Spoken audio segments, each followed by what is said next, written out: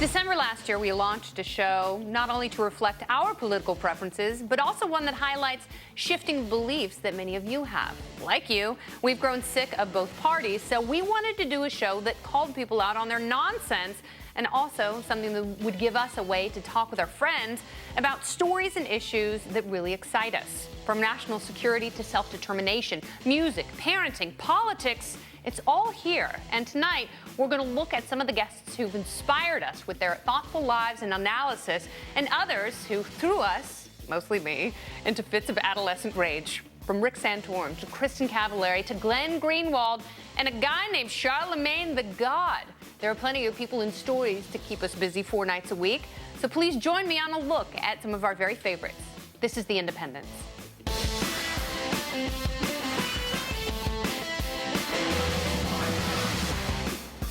Well, hello there. I'm Kennedy, and I met Penn Jillette more than 20 years ago. His fertile mind continues to amaze me. Whenever Penn is in the studio, no matter who you are or what you believe, it's always magic. Now, Penn, I know you're no bone roller, man. You're not a bong loader. But what does legal weed have to do with criminal justice?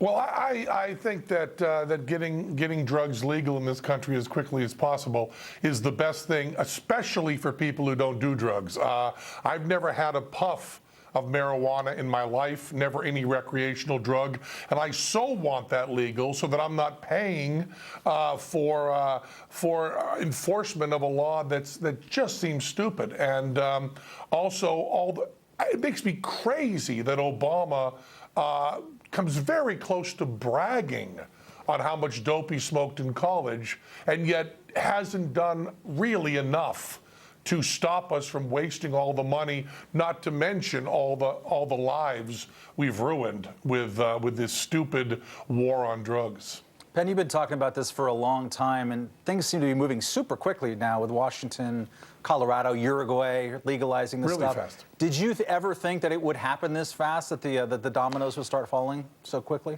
It's astonishing. It's astonishing. When you look at gay marriage, which in the 90s people were saying was going to come up in maybe a couple generations, it seems like we can thank the internet and communication for the marketplace of ideas is really going very, very quickly. And I think they're going to find out that when they see what legalized dope does, which is essentially nothing, except make things easier, that it's going to spread all over the country. And when I was young and everybody around me was smoking dope, there was 2 things I wanted. One was never to be around anyone who was smoking dope, and 2, to have it completely legal. Did you ever know Frank Zappa? Yeah, I did, and he's a huge, huge hero of mine. Was he an influence? Yeah, and I only met him once, but I had to spend quite a bit of time with him. Spent 4 or 5 hours talking to him, and he was a big hero. You know, when I was growing up in a little town, someone who was crazy and against drugs was something I was really hungry for. Very few other people have done this, of doing music that was really sophisticated 20th century classical and selling it with a low kind of humor that really got people to be able to accept stuff. I mean, if you'd listen to any of the rap and hip hop that puts together these divergent keys and rhythms, all of that comes from the 20th century classical stuff. I mean, Kanye West's new record that Rick Rubin produced.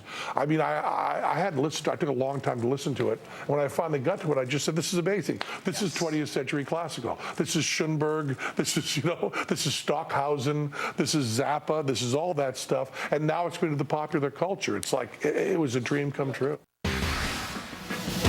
Glenn Greenwald broke the Edward Snowden story. A thoughtful journalist thrown into the biggest national security story in decades, Glenn has written a great book about Snowden, the NSA, and the ongoing discussion on the government's ability to spy on you. One of the things that struck me most about Snowden, as you draw this portrait of him, is that he wasn't worried about losing his freedom. He wasn't worried about losing his life. That was an assumption that he was comfortable with. He said he was at peace with that. He was most worried that these revelations would be met with apathy. How did that strike you? That was by far the most stunning part of the whole story to me. The sort of personal aspect of the story was that from the very beginning, usually when sources approach you with very sensitive information, their first concern is, how do I stay confidential? How can you protect my anonymity so I don't go to prison? His first concern was, I want to make sure that the minute you start publishing these stories that you identify me as your source and that I can come forward and explain why I did what I did. And I made very certain that there was all kinds of agency and autonomy to that choice, that he wasn't doing it impetuously or crazily, and he had thought through very clearly. He knew exactly what the consequences would be, and was determined to identify himself and to fulfill what he thought was his responsibility, which was to account for what he did, even though he knew that at the age of 29 it would probably send him into a cage in the American prison system for the rest of his life, which is a remarkable choice to make. And he never was anxious or nervous or hesitant or regretful about it. He was just so tranquil in the conviction that he was acting according to his conscience.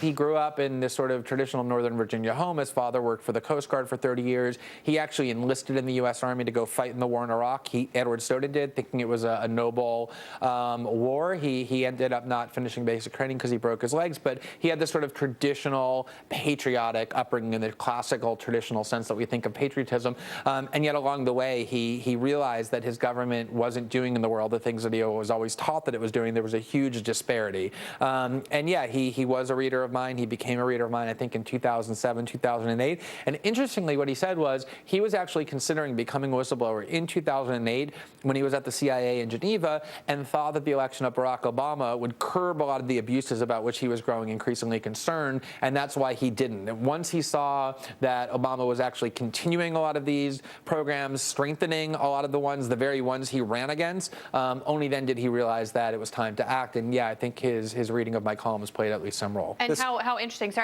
that his story is one of the things that caused a huge disconnect with people his age and the president, who probably felt the same way in 2008, 2009. But it was his story, his revelations that showed the president to be a very different person. Well, just one thing on that, which is, one of the remarkable parts of this story, and to me, one of the best parts of the story, is that there has been a complete breakdown in partisan or ideological divisions over how people react to the story. There are enormous numbers of conservatives who are among Edward Snowden's most ardent supporters and the supporters of the ones we've done. What is much more reliable as an indicator of how people react is age. So people who tend to be older, who don't quite have an understanding of the centrality of the internet to not just what we do, but who we are as people, tend to look at him kind of warily as somebody who probably revealed too much. Younger people, conservatives, liberals, Republicans, Democrats, all understand how dangerous and disturbing it is to let the U.S. government invade the internet. And that's really what prompted him to come forward. There's been a lot of talk about drones over the last year, but what about the people who sit in a dark room anonymously dropping bombs? We talked with the drone operator, Brandon Bryant, to see what life was like pulling the trigger half a world away. Do you feel cheated, having been a drone operator? That's a tough question, actually. I feel very much that I hated my job. I'll be honest with you at that. But I don't know, there's a lot of things. Was it tough psychologically? It was. It was very tough psychologically. We had a bunch of leadership that just didn't care about us. And the same people would be flying all the time. And we actually had a couple leadership get fired from their job because they were fudging numbers, saying that we had plenty of people to fly the line, when in fact we did not. Do you think that there is something morally wrong or right or neutral about using drones in warfare like you? I'm not necessarily anti-drone. I'm more pro, responsibility and transparency with it, but I'm definitely anti-first strike capabilities. These are machines that are supposed to be touted to protect our troops and to keep people safe, yet we're sending them into locations to do first strikes and even violate the constitutional rights of American citizens. In the transparency piece, what's missing? What should be there that isn't right now? Honesty. Like, we have talking with people all over the world, no one knows what the hell we're doing. Should we be scared? If they fly domestically, yeah. I mean, I'm scared if they were flying domestically. So that means that I think that you guys should be. But I think this is a technology that can be very useful if used responsibly, but I don't see it being used responsibly. Do you regret enlisting? No, I learned a lot about myself. I learned a lot about the world and how it works, and I've come to make my own conclusions about how things work, but I regret that it took me so long to stand up for myself. I'm really glad you came on the show to talk to us. Well, thank you. I think it's great. It's a fascinating story, so thank you, Brandon. Well, thank you very much. All right, very good. What is it about a trip to the Independence that gets some people so hot under the collar? We've fought with folks from both parties, and some of the best brawls are next.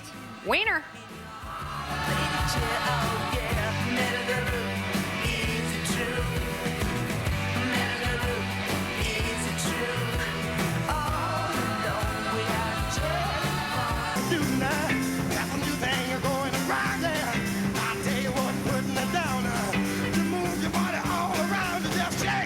Welcome back to the Independence. We're taking a look back at some insane moments in our show's short history. And given that we've only been on the air a few months, it's amazing how many people have raised our passions. Let's look at some of the fights. Round one, it's Rick Santorum. American greatness is based on individual freedoms and individuals succeeding and getting the government out of their way. The reason so many people, especially so many young people, are turning toward a libertarian philosophy is because they have seen government failing them. Yeah, and in that regard, I think libertarians are headed in the right direction, except they go a little too far in that direction. And, you know, conservatism is not about no government. There has to be. Neither is libertarianism, and you have said that. You have said that libertarians are going to cause chaos because they believe in no government. They believe in just cutting out most federal agencies. If you look at what our founders were talking about, was the ability to have the right to life, which was protected by the government, and number one. Number two, to have liberty to be able to pursue what you ought to do. Yeah, but not your version of what I ought to do. I mean, would argue it's not doing whatever you want to do, but doing what you ought to do. And that's really not what libertarians argue. That is not what libertarians argue, and that is a misrepresentation. We listen to young people, and we take their point of view, and we certainly listen. But I don't think we defer. I think we stand up for what is true and what is good. And in the case of marriage, we need to not worry about so much about redefining marriage as we do about reclaiming what marriage is. And if marriage is simply the romantic relationship between two people, if marriage is simply a contract for rights, then as far as I'm concerned, if that's all marriage is, then everybody should be able to get married, and as many people as they want should be able to get married. But that's not what marriage is. Marriage is the union of a man and a woman for the purpose of having and raising children and providing that child its birthright. All right, well, maybe if fewer people had abortions and gave their children up for adoption, then gay couples could get married and adopt those babies and have that sacred family unit. You didn't hear the rest of my comment because you were talking over me, but what I said was that the natural right, I was continuing to comment and you interrupted me. But okay. What I said was that right of a child to have his natural or her natural mother and natural father raise that child. That is what society should orient toward. That is the best and most promising opportunity for a child to have its greatest opportunity for a successful life and for society to be in the best possible position. And that's what we should orient our society toward. Well, sometimes you can't have it both ways. Here's what I would caution you all, and this is a good thing to keep in mind in your head. Don't confuse coincidence with conspiracy all the time. Okay, you know what? Sometimes, how about confusing accountability hold on a second. with death? Let me just finish my thought.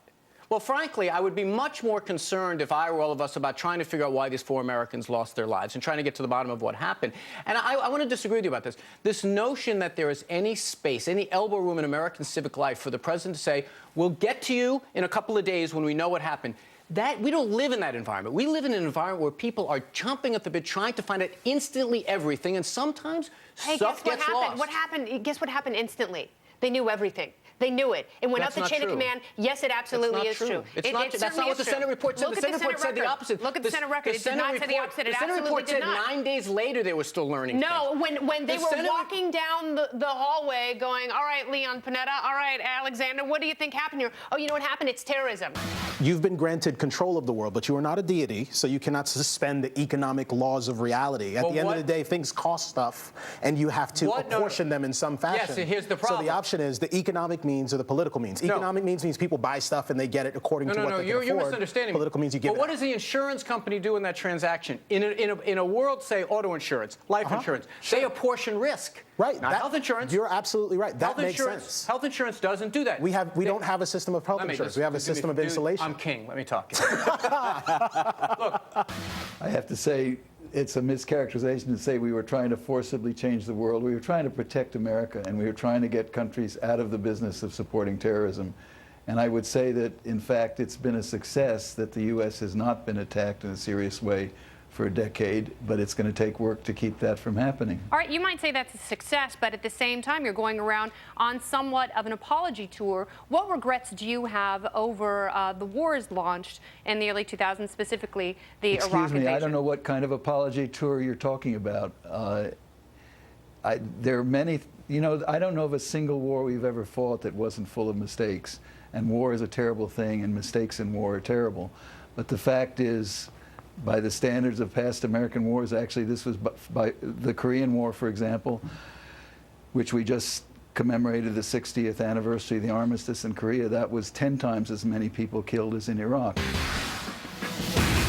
The Independence goes Hollywood, from Jay-Z to reality TV. Stay with us and we'll take you behind the velvet rope next.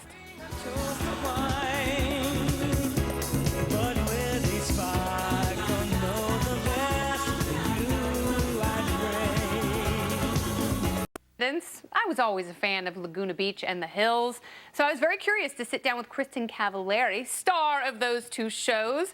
She came to the Independence, and I asked her a throwaway question about vaccines that turned into a firestorm she wasn't quite expecting. Here's what started it all. Are you opposed to vaccines? Oh, we didn't vaccinate. Really? Mm-hmm. You're one of those communists? You know what? I read too many books about autism and the studies. There's no link. Read the links that say that autism and vaccines have no correlation. Okay, well, say this. There is a pediatric group called Homestead, or Homestead or Home First. Now I'm pregnancy brain, I'm gonna confuse them. But they've never vaccinated any of their children, and they haven't had one case of autism. And now 1 in 88 boys is autistic, which is a really scary statistic. My mom vaccinated us, and she doesn't have any cases of autism either. It was the elevator ride everyone was talking about. So the day the story broke of Solange's Jay-Z smackdown, we had to parse the footage with comic Sherrod Small. Oh, mercy, take a look. Okay, there's Solange. This is good. There's Jay in the white jacket. There's the bodyguard to the right. What you say? She's already in his face. Oh, yep. She's on. Yeah. Oh, no, she is going nuts. Bodyguard comes over, tries to restrain her. Watch the leg. Oh, that's two kicks. Nuts. That's fast. She kneed him in the freedom, didn't she, Matt? That is some sexy fighting. Yeah. She, what could he have done to set her off? Oh, I know what this was about. Is she a disaster waiting to happen? Wait is she a second. nuttier than a bowl of cashew Watch the granola? second kick. This is crucial. Bodyguard thinks he has her. Yep, but he can't possibly cannot restrain the limbs. There comes a spin. Oh! Oh! It's like right Bodyguard. To the pancreas. Really hold her. Stop getting free fills. And what is Beyonce doing? That's the weird thing. Oh, let me pick up my dress. Oh, no, this is the contents of your purse because you threw it at my husband. Beyonce is not as hood as Jay-Z says in his songs. Okay. She did nothing. What happened to Solange that made her go absolutely cuckoo birds when she got on that elevator? What is it? As I see this footage, it's simple what happened. Okay. Jay-Z got out of pocket with Solange's sister, Beyonce. What do you mean got out of pocket? He disrespected her some way. Okay. Something disrespectful went on. Okay, because you're saying that if it was just between Solange and Jay-Z, Beyonce would have stepped in. Beyonce would have stepped in and broke it up. Yeah, and stopped her sister from hitting her man. But she's like, you know what? I'm going to step back because I can't hit him. I need her. I need her to hit him because I can't hit him. But yet it couldn't be particularly about Beyonce, you think, right? Like, What? if it was actually about her, she would have been more involved in the violence against. If she was so mad at Jay, she too would have gotten in his face and there would have been poking from both women. But Not necessarily. Beyonce is completely in control. She That's his wife. doesn't lose her temper. She watches her sister like kick, needle, throw, slap, poke, thrust, cajole. That's his wife. He already spit game to her. So what would you do if you ruled the world? We put that question to a handful of people, and one of the most interesting answers we got was from the one and only Charlamagne, the God. First of all, how'd you get your name? Charlamagne. Well, I used to sell crack in Moncks Corner, South Carolina, and the town is like really, really small. It's population less than 8,000. So I never used to want to tell the fiends my real name because I know they'd be like, oh, that's Larry's son, because my name is Larry too. Leonard Larry. My father's name is Larry. So I used to always say my name was Charles. So it was something that stuck with me. I was like, hey, I'm Charles. Yeah, so come see Charles when you want to, come on the block, whatever. And then I was at night school one day reading a history book, and I read on Charlamagne, which stood for, which was French for Charles the Great. Yeah. And Charlamagne was a Roman emperor who was over the Carolinian dynasty, and I'm from South Carolina, so the whole Carolinian. It made sense, yeah. Yeah, so it was just one of those things like, hey, I'm gonna start calling myself Charlamagne instead of Charles. And it totally stuck. How did you become so successful? What was it? Was it an inner fire? Was it coming from a difficult place? Yeah, man. My father used to always be telling me that, if I didn't change my ways, my criminal ways, because I was in and out of jail, he was like, if I don't change that, I'm going to end up in jail or dead or broke sitting under a tree in Moncks Corner, South Carolina. And, as I started to see a lot of my older cousins who influenced me, that really started happening to them, and a lot of my friends were dying and going to jail, and a lot of my older cousins were really broke sitting under the tree. So, they say a smart man, learns from his own mistakes, but a wise man learns from the mistakes of others. So in order to change my life, I changed my lifestyle. So instead of, being in the streets and being in and out of jail, I just started working mad different jobs. Like I was working at Taco Bell, I worked at a flower garden, a warehouse, just trying to create this positive energy around me, this constructive energy. And then I ended up meeting this guy named Willie Will, who was a radio personality in Charleston, South Carolina. And I just asked him, how'd you get in the radio? And he was like, I got an internship. And I was like, it's that easy? Yeah. Now, mind you, this is 1998. Yeah. I'm 18 years old, so I go to the radio station and get an internship at the radio station. That's exactly what I did as well. That's how I got into radio and broadcasting, was an internship in 1991. Yep, so I haven't looked back since. Sometimes you got to cool political fire with a little absurdity, and nothing quenches our thirst for nonsense like a good game. Play with us next.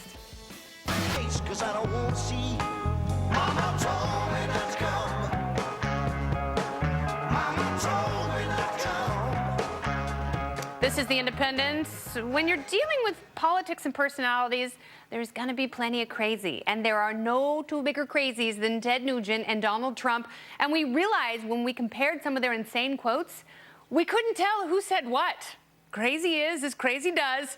So let's do it. This is Trump versus Nuge. Ted Nugent has been in the news a lot lately for calling the president a subhuman mongrel. He's been campaigning for the Republican candidate for governor in Texas and offering to give away free AR-15s. It had us thinking, his quotes are so outrageous, so utterly insane, he is almost totally unmatched in his ability to offend and fluster. Almost. Donald Trump is also a megalomaniacal quote machine, so the only natural thing to do is challenge our guests and ourselves to see who can parse the words and declare their author, and you can feel free to play along at home, and I hope you do. This is Trump versus the Nuge. And of course, our panel is back, Gavin McInnes and Michael Moynihan. Are you guys ready to play? Yeah. All right, here's what I'm going to do. I'm going to give you a quote. You decide who said it, Trump or Nuge. You're going to hold up the corresponding paddle. Yeah. Ready? Yes. Quote number one. It really doesn't matter what the media writes as long as you've got a young and beautiful piece of Who said it? Oh, God. 3 of you were right. The answer is Donald Trump. Yes. I wanted that to be Nuge. You can tell by the grammar. Which one has better grammar? The Trumpmeister. That wasn't really that great. But as well. Okay. All right, quote number 2. Who said it, Trump or Nuge? Apartheid isn't that cut and dry. All men are not created equal. Boom. Wow. That's good. Across the board. Yeah. Very good. That is remarkable. Yeah. That's So certainly. you don't think Donald Trump is capable of saying something like that? It's not that cut and dry. Actually, I don't think so. All right. Number 3. Keep it together. Okay. What is wrong with him? So worse than those other 2? Okay. Yeah. There's a lot of white people in this crowd. I like that. Who said it? God. I was trying to find the stick with Gavin's picture on it, but I couldn't find it. Couldn't find the Gavin stick. Gonna bring my own next time. Surprisingly, Ted Nugent. Was it? Yeah. Oh, sorry. It's kind of racist too. The difference is Gavin doesn't actually have a crack. Okay. Yes, yeah. Question. I've never thought. Quote number 4. Quote number 4. I have a great. Oh, God. Insane person. I have a great relationship with the blacks. I've always had a great relationship with the blacks. Boom, boom, boom, boom. This is true. It's a dictionary. The anything is an old guy. The gays, the blacks, that's old guys. That is Donald Trump. We have a three-way tie. But wait, who's older? Say that if you're down. Who's older? No, Donald Trump said it. You. I know, but who's older? Donald Trump was culturally much older than Ted Nugent. Okay. Fair enough. But he's not. He's totally not a racist. He has a good relationship with the blacks. Yeah. Okay. That's true. Quote number 5. What's a feminist anyways? A fat pig who doesn't get it often enough. Who said it? Trump or Nuge? Can I put that way out there? Before we all laugh at these quotes, I think we're beholden to disprove them. Yes. It was Ted Nugent. Yeah, Oh man. Let's see some weight studies. You need to read your Betty Friedan. I hope someone is keeping score. I don't know. You need to go home tonight and memorize Someone the feminine says 2 and 2 is 5. I can easily put Can we them get on. Catherine A lot of these McKinnon other on ones. this panel, or Okay. is she not with us anymore? Okay, now this one might be more difficult. The quote is, if there's one thing I am, it's always right. Trump or Nuge? Close, but You all got that wrong. Ted Nugent said that. Yeah. I'm a little surprised. Yeah. I told you it was hard. didn't he apologize for subhuman mongrel? Not really. Donald Trump Not really. apologized. Okay. Quote number 7. The new pope is a humble man, very much like me, which probably explains why I like him so much. Yeah, you guys are very good at this game. That was, in fact, Donald Trump. Trump-thon. You keeping score there? Yeah. Okay. I didn't know. Just. All right, Gavin and Matt, you guys are tied, and now we have a tiebreaker question. Okay, so it has nothing to do with the paddles. It's weird that Gavin would be tapped into this so. That's because I'm a method actor, and I can go to the craziest places. Here's your tiebreaker question. This is only for Gavin and Matt. How many of Ted Nugent's songs were on the Billboard Top 100? 3. Give me a number. 1. Matt is closer. The answer is 7. Really? What? Wango Tango, Need You Bad, Homebound, Yank Me, Crank Me, Cat Scratch Fever, Dog Eat Dog, and Hey Baby. Yank Me, Crank Me was on that? No, not what was in your DVD player last night. No, these are Ted Nugent songs. It's a Ted Nugent song. Oh, I thought they were films that Michael had seen in the past week. I was wondering what that was for a question. Okay. Anyway, I don't know. Well, Very gentlemen, prescient. all of you, thank you very much for playing, and we'll see you guys on the after show. Cool, Michael thanks. and Gavin. So be prepared to be offended. And great job playing. Good job with the paddles. I know you're no stranger to those either. Crazy, I love it. All right, well, sometimes I like to grab a camera guy, a microphone, and head out on the street. What's the worst that can happen? Come walk with me and find out next.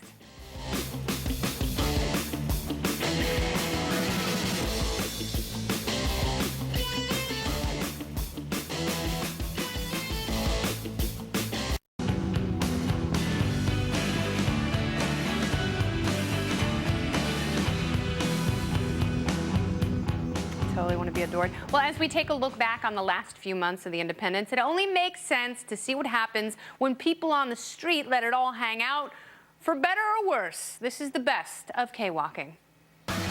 Did you know in Mississippi you can go to prison for a month for using profanity? Oh, really? Isn't that Yes, it is. New York City, it is illegal to face a window and have a puppet show. So we've got our backs to the window. We're not breaking the law. However, if we turn around, puppets down. I've got Smithfield ham. That means this has been smoked, aged, and processed in the town of Smithfield.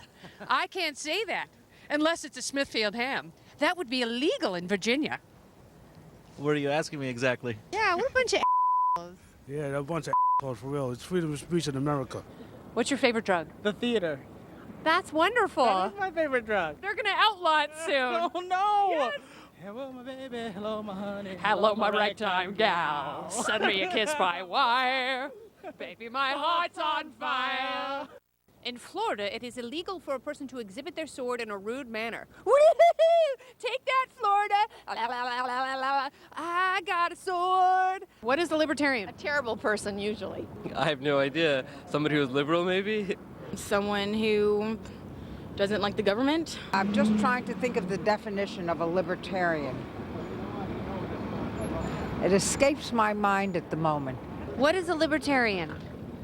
Somebody who works in a library. Very good. Thank you. Libertarian? Yeah. Someone that believes in liberty? Do you think this is rude? It's weird.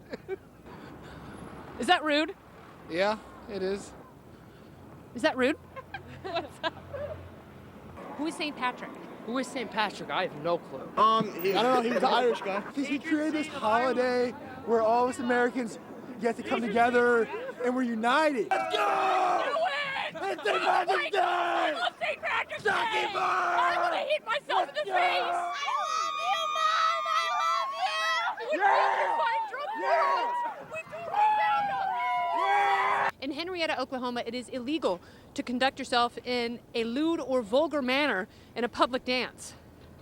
Like this.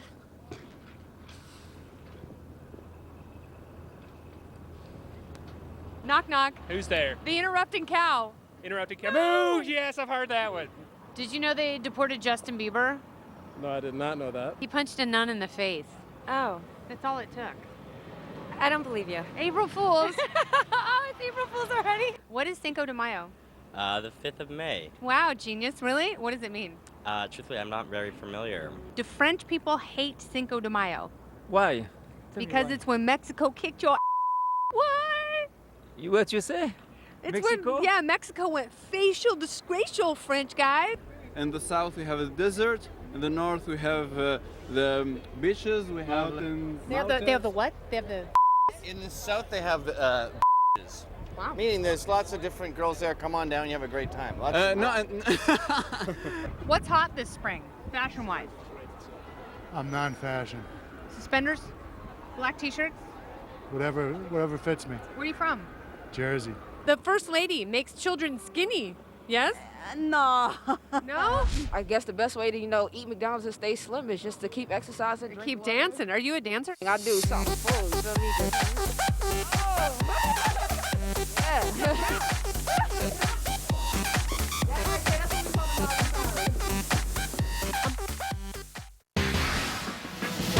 We showed you some of our most explosive conversations a little earlier, but can you believe there's more where that came from? Oh, a lot more. And this time, I'm not the only one who loses my cool. Drugs, spying, and beards. The brawls continue next. We'll nipper the dog and give a big shove. This rhythm really fits like a snug glove. Like a box of positives, it's a plus love. As the trial flies high like a dove.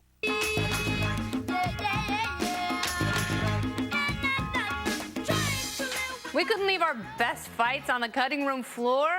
I still don't know why people get so mad when we disagree, but to be honest, I can get a little spicy myself. All right, well, let's heat it up with more confrontations. It's Fight Club Part 2. Here it is. Pot has absolutely positively no positive health benefits. That is not, makes it a how could toxin to your you body. say that? How could you, a friend of mine What is who the was positive dying health of cancer ate part of a marijuana cookie. It was the only thing that would reduce the inflammation and help her sleep. Well, another thing that's cancer not a patients medicine. That didn't make her better. It's not. Well, radiation doesn't make people better either. It allowed her to eat, which made her better. It calmed the nausea. It's like saying that Zofran isn't medicine when it does the exact same thing. Any appetite stimulant would do the exact same thing.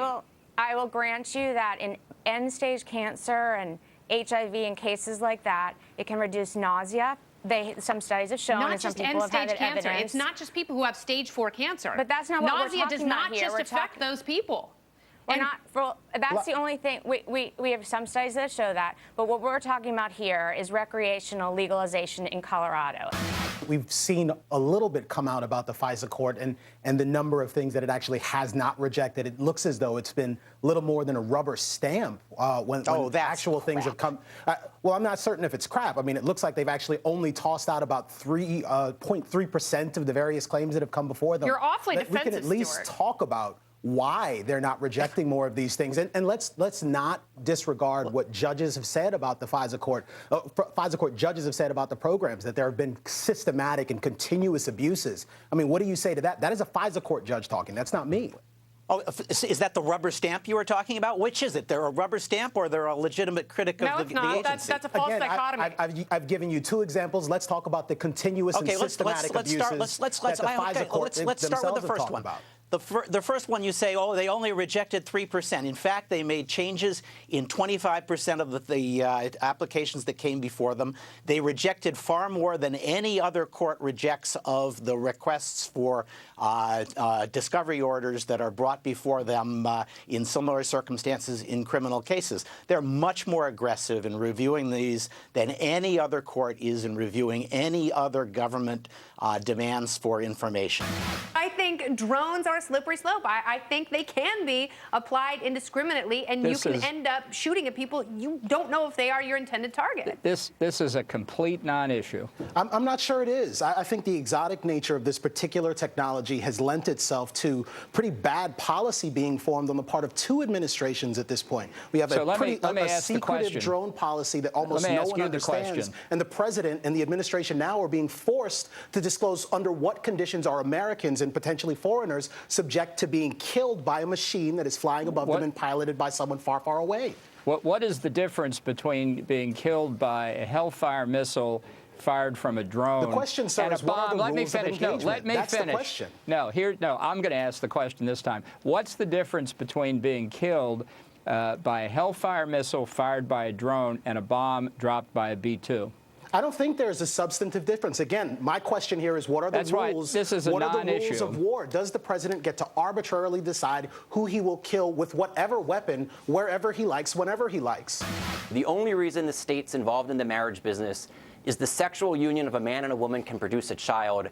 And if we don't get that man and that woman to commit to each other and to take responsibility for that child, we then get big government in the form of the welfare state, the police state, so when people get old and they stop having programs. sex, they're no longer married. So if a couple's like 85 and one dies, the state can say, you know what, you're not having sex, you're not producing any more children. Therefore, in our eyes, because it's no longer practical for us to ordain your marriage, you're no longer married. It wouldn't be that they're no longer married, but it does severely mitigate the state's interest in regulating married. If all marriages were infertile, there would be no need for the state to be in the marriage business. And we should support marriage and monogamy and people who love each other and people who want to take care of children in two-parent households. I think that's a wonderful thing.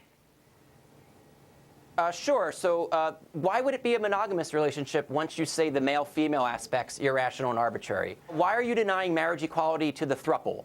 Thruples exist, polyamory exists, we know that there can be group marriage. What principled reason do you have for limiting marriage to twosomes once you say one man and one woman is irrational and arbitrary? Because I'm a traditionalist. That's why. Ryan, thank you very much for joining us. Oh, traditionalist, great. Stick with the man-woman marriage model. It'll work great for everyone. I will stick with the two people, lots of love, that's how God intended it model. That just seems arbitrary to me. There's nothing magical about the number two. The way we got to monogamy was one man and one woman. That's your kinky feeling, buddy. Because children have one mother and one father. If you want 15 wives to service that beard, I totally get it. I'm not going to judge. I just don't agree with you. One of your favorite segments has become the part where you shower us with your hate mail. Thanks. What happens when we put the harshest emails and messages all in one place? It's the very best of 2 Minutes Hate, and it's next.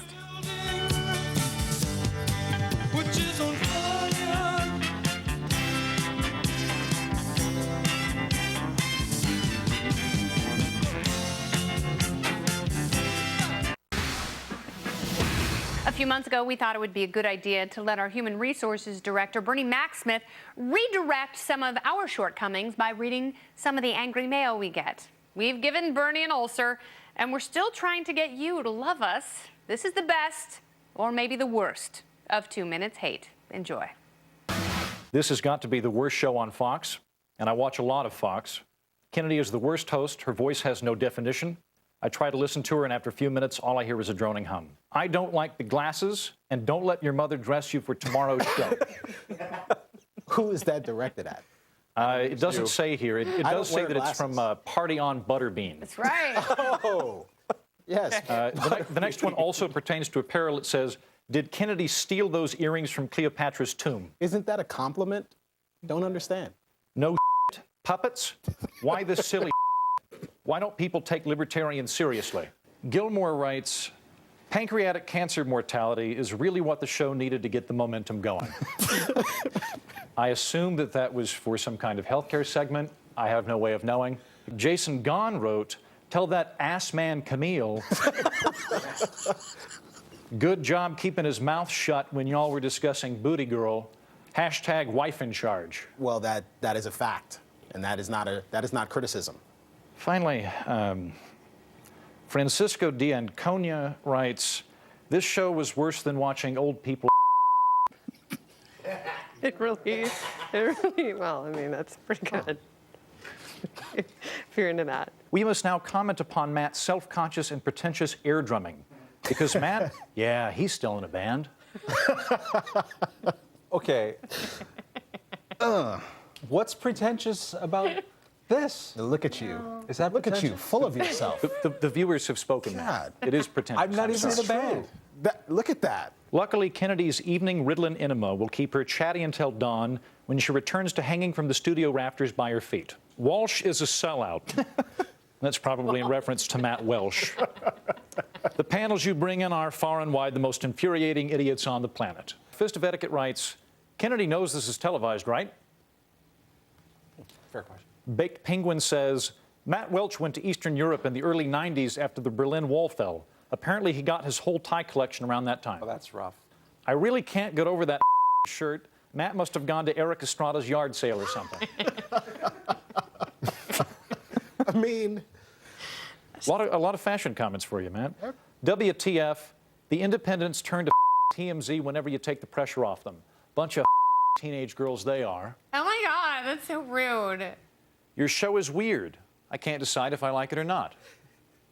Which is this week's positive feedback. Excellent. Okay, good. That's progress. Robert writes, Kennedy, here's a tip for dealing with ideas you don't agree with. Shut the hell up and listen to the adults. Archduke von Pantsfan says, never go full Camille. Well, sure, I understand. That's fair. Finally, Mist709 says, seriously, 2 minutes, hate is the best segment you guys do, and we only get a new one online once every 3 weeks. Bunch of chicken, especially you, Bernie. And I am not a chicken. All right, thank you for taking this ride with us. We have lots of new shows coming your way, believe me. More great guests, powerful stories, and a few fights, and plenty of your feedback. And remember, you can always follow us on Twitter @IndependenceFBN, on Facebook. You can email us as well, independence@foxbusiness.com. We'll take the hate and the love. I still love you. All right, for Matt Welch and Camille Foster. By the way, where are those guys? I'm going to go look for them. I'm Kennedy. Good night.